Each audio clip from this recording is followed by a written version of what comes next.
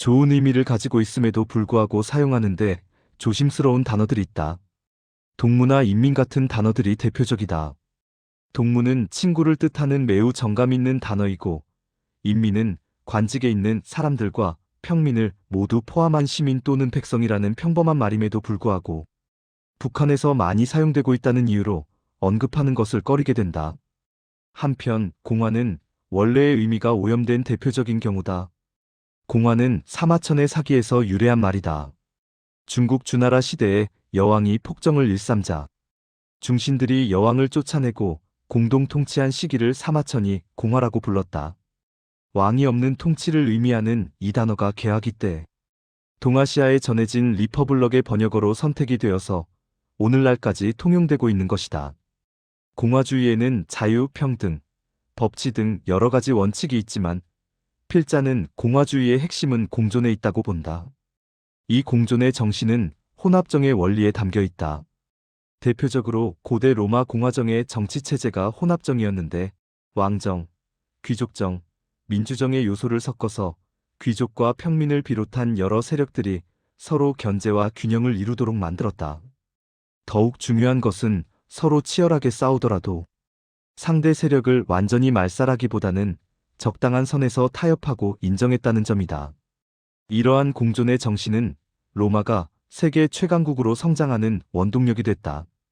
그런데 공화 또는 공화주의는 우리 현대사에서 원래 의미와는 다르게 사용되었다. 공화라고 하면 가장 먼저 박정희 대통령이 창당한 공화당이 떠오른다. 미국 정치에서 포용과 통합의 정치를 펼친 링컨 대통령이 만든 정당이 공화당인데 거기에서 이름을 따온 우리나라의 공화당은 전혀 다른 길을 갔다. 이후에도 공화라는 말이 들어간 몇몇 정당이 존재했고 지금도 활발하게 활동하고 있지만 공화주의 정신과는 전혀 관계가 없고 또 관심도 없어 보인다. 공화라는 말이 이렇게 오용되고 있는 상황에서 공화주의 정치를 하자고 한다면 오해받기 쉬울 것 같다. 그럼에도 불구하고 이것을 말할 수밖에 없는 것은 그만큼 현재 우리나라 정치에서 꼭 필요한 가치이기 때문이다. 우리 정치에서 공화주의 정신이 필요한 이유는 최근에 우리 정치판이 선악, 이분법에 기반해서 상대방을 배제하고 말살하려는 경향이 강해졌기 때문이다. 상대 세력이 사라지면 좋은 세상이 올 것처럼 굴지만 그런 일은 절대 일어나지 않는다. 더욱 문제가 되는 것은 타도해야 할 악을 상정함으로써 자신들의 잘못이나 실패를 무마하려는 의도를 숨기고 있다는 데 있다. 거악을 제거하기 위해서 사소한 악은 덮어두자는 태도다. 그러나 대다수 국민이 보기에는 50보백보다 서민의 삶을 개선시키는 데는 너무 무능하다. 사실 관심도 없어 보인다. 젊은이들에게는 신구의 차이만 있을 뿐 기득권이기는 매한가지다. 공화주의 정치나 중도 정치를 말하면 양비론이라는 비판을 제기하기도 한다. 엄격하게 시비를 가려주기를 기대할 때 중립을 지키는 사람이 더 얄밉게 느껴지는 경우가 있다. 그러나 양비론 자체가 잘못인 것은 아니다.